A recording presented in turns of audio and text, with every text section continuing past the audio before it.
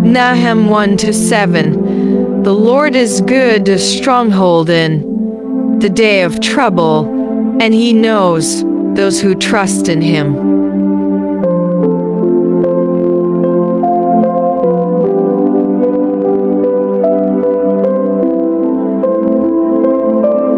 Sa bawat araw na dumaraan, hindi natin maiiwasan ang bigat na parang hindi na uubos. May mga laban na paulit-ulit. May mga tanong na hindi natin kayang sagutin.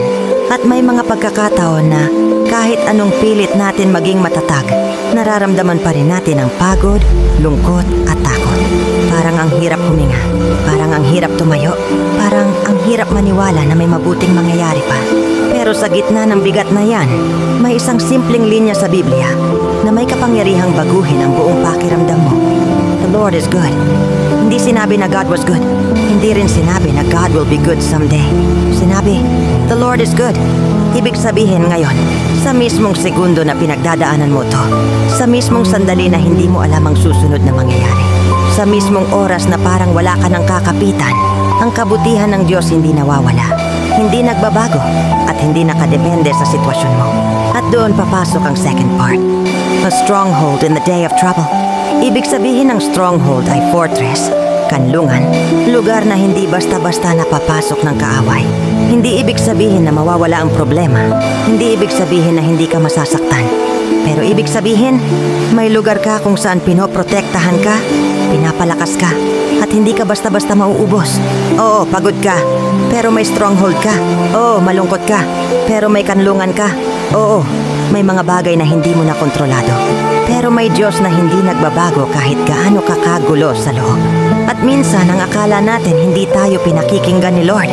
Pero ang totoo, siya ang unang nakakita ng pagod mo bago mo pa masabing pagod ka. Siya ang unang nakaramdam ng sakit mo bago mo pa ilabas ang luha mo. Siya ang unang nakaalam ng iniisip mo kahit hindi mo masabi kanino man. Kaya sobrang importante ng last part ng verse. And He knows those who trust in Him. Hindi sinabi ang He notices. Hindi rin sinabi He observes. Sinabi He knows. Kilala ka niya. Hindi ka stranger sa kanya. Hindi ka random. Hindi ka invisible. Alam niya kung paano kang lumalaban kahit ang hirap-hirap na. Alam niya kung paano ka tumitindig kahit paulit-ulit kang bumagsak. Alam niya kung paano kang uminingiti sa harap ng iba. Pero sa loob, wasak, sabog at pagod. Alam niya kung ilang beses mo kinagat ang labi mo para di umiyak. Alam niya kung ilang gabi mo sinabing, Lord, hindi ko na kaya. Lord, tulungan mo ako. Lord, sana bukas mas okay. At ang sagot ng Diyos sa Nahum 1-7 ay simple pero sobrang totoo. I know you. I see you. I am your stronghold. I am good even now. Kung nararamdaman mo man na nahuhulog ka, may sasalo sa'yo. Kung pakiramdam mo mag-isa ka, may kasama ka. Kung pakiramdam mo wala ka ng lakas, meron pang natira. At sapat yon para hawakan ka ng Diyos at dalhin sa lugar na mas ligtas, mas payapa, mas panatag. Dati akala natin ang lakas ay yung hindi umiiyak, hindi nagre-reklamo, at hindi bumibitaw. Pero ang tunay na lakas ay ito, yung may pinagdadaanan ka pero bumabalik ka kay Lord. Yung hindi ka sigurado sa bukas pero nagtitiwala ka pa rin. Yung hindi mo na kaya pero sinasabi mo, Lord, ikaw na bahala. Diyan pumapasok ang tunay na kapayapaan. Hindi dahil okay ang sitwasyon, kundi dahil nasa kamay ka ng Diyos na hindi nagbabago, hindi napapagod, at hindi nagsasawa sa'yo. Habang nakikinig ka ngayon, tanong ko, marahan pero totoo. Kumusta ka talaga?